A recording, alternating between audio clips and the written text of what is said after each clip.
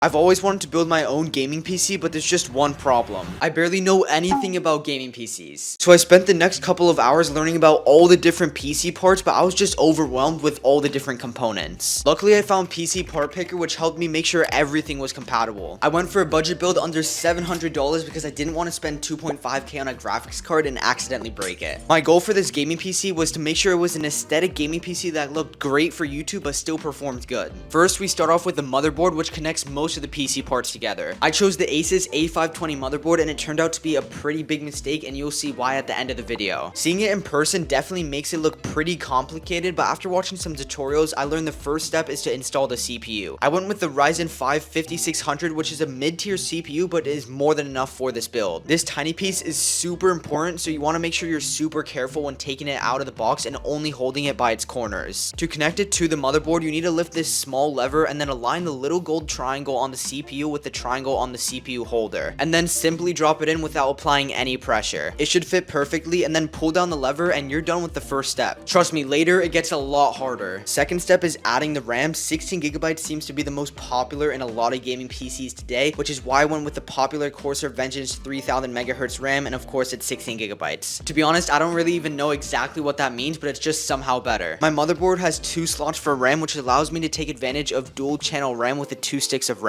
If your motherboard has 4 slots for RAM, you're gonna have to check the manual that came with your computer, and then it should tell you what slots 1 and 2 are. So I just unlocked the RAM slots on the motherboard and made sure I put the RAM in the correct way, because there's a little hole or like a notch in it which shows you the direction to put it in. You need to put a little bit of pressure when you push it down, and it should automatically close when it's fully in. Once I got both the RAM and CPU installed without any problems, it was time for storage. I got a 500GB SSD, which isn't too much, but I was on a budget, so it'll do the job for now. Some motherboards have a little bit of a faceplate that you have to take off, but since mine's more of a budget one, it just has a little SSD slot without any cover, so all I have to do is put it in at a small angle and then it should fit in. Everything up to this point was super easy and wasn't confusing at all, but when it was time to start adding things into the PC, it started getting a little bit complicated. First is the power supply, and like the name says, it powers the entire PC. Since this is more of like a mid-tier build, I only needed 600 watts, but if I plan to upgrade the PC in the future, I'd recommend getting at least 750. Out of the box, this thing had a ton of cables which connects all the PC parts together. However, they looked kinda ugly, and since I'm kind of an aesthetic freak, I bought some $30 white cable connections that made it look literally 10 times better. On the final reveal, these white cables are gonna make the PC look a lot nicer. I'm not gonna lie, I was a little bit overwhelmed with all the different cables, but like usual, after a few tutorials on YouTube, I kind of got the hang of it and was ready to install the power supply. I'd recommend watching a video for this, because if I try to explain where all the different connections went, it'd probably be super confusing. But I made sure to have the fan on the power supply pointing at the dust filter on my PC, which was down. Once that was lined up, I just had to screw the power supply in. I'm not gonna lie, everything has been going so much smoother than I expected. I expected to at least run into one problem before this point, but it's been going pretty good so far, and it's now time to actually set up like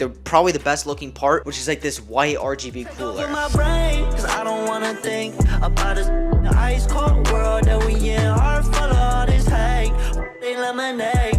I like sipping 80 proof straight with no chase. I like sipping 80 proof. Pull that up till I black out, then I tell the truth. These runners and these stunners, I just wanna know ya. One and done 'em, but I need someone to get up closer. New to me, no. I don't wanna lose my control. I swear that you found me at my lowest. When I'm sober, I don't ever show it. Told you what. Finally, after more than an hour, I finished installing the AIO to the CPU. It was just so hard to mount it. Like, everything was going wrong. My hands are covered with like whatever thing you connect it with. Like, it's all completely gray. I don't know if the camera will pick it up, but yeah, dude, this literally took me so long. Hopefully, the rest of the build is like really easy. Everything else went smooth. It was just mounting this to the CPU took literally more than an hour. Even though it's pretty messy right now, like you guys can see, there's just a bunch of cables, nothing's connected. I'm still super happy with the progress I made. It's now time for the part I was most excited about, which is the GPU. I bought a used GTX 1660, and before you guys start roasting me in the comments, yes, I know I could have gotten at least like an RTX 2060 or even a better graphics card. But for the price I had, I basically would have just gotten a black box, which would have just looked really, really ugly. But if I only cared about performance, yes, I probably could have got like a 2070 or something. I wish I could have bought a white graphics card, but that is way too out of budget for this PC build, but this is still good enough. Depending on how big your GPU GPU is, it will determine how many backplates you need to take out, but for mine, I only needed to take out 2. I would be careful with this, and because you have to push it in pretty hard, of course, make sure you just use both hands and don't damage the graphics card accidentally. After that, everything was installed, but I'm still not done. It was time for the part that I was dreading the entire time, and that's connecting all the cables. This was definitely the hardest part, but I'll link some videos down below that should help you guys. After 3 hours, I finally finished like putting everything into the PC, but now, as you can see, like nothing's plugged in at all, so I kind of have to just go and connect everything. This is probably going to be the hardest part, and there's just so many cables, so I'm going to probably have to watch a few tutorials for this. I know you gon' hate me. I'm finna whip a Mercedes, bet I be driving you crazy. Got it out of the gutter, did it for me and my brothers. Loving the way that you hate me, baby, it's feeling amazing.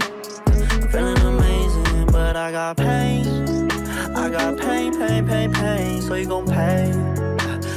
Alright, so it's now the moment of truth. I've plugged in all the cables, and dude, I'm just hoping it actually turns on. Dude, let's go. No way.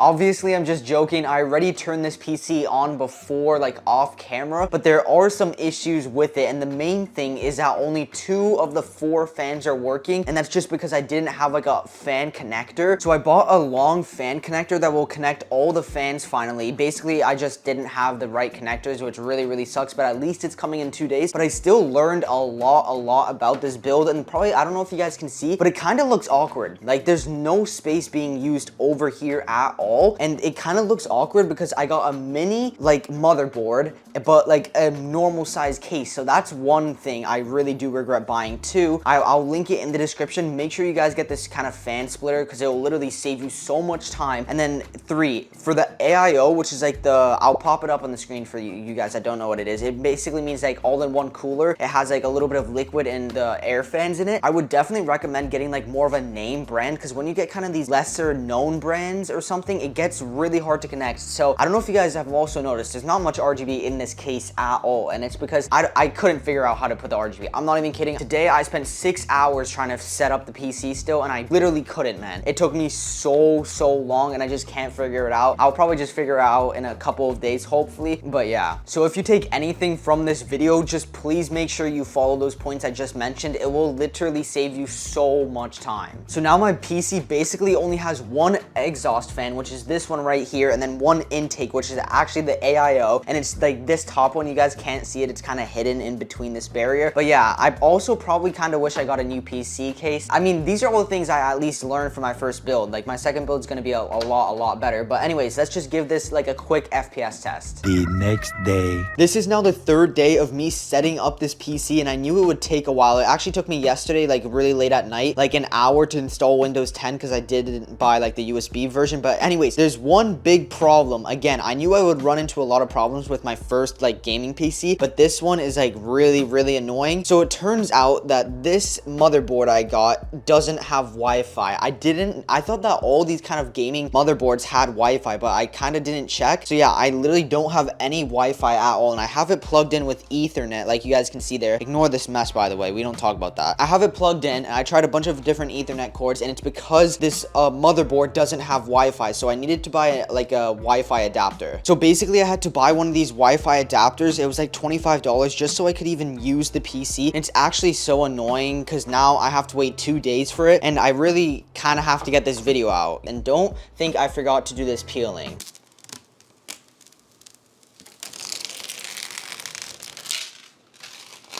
So yeah, I definitely messed up a lot of things on this PC, but that's kind of to be expected. I knew coming into this, I was going to make a lot of mistakes, but over the next 2 to 3 days, when like all the new attachments and everything arrive, then I'll actually fix it, except the AIO. I don't know how to get the RGB on that thing working. I'm just not fixing that.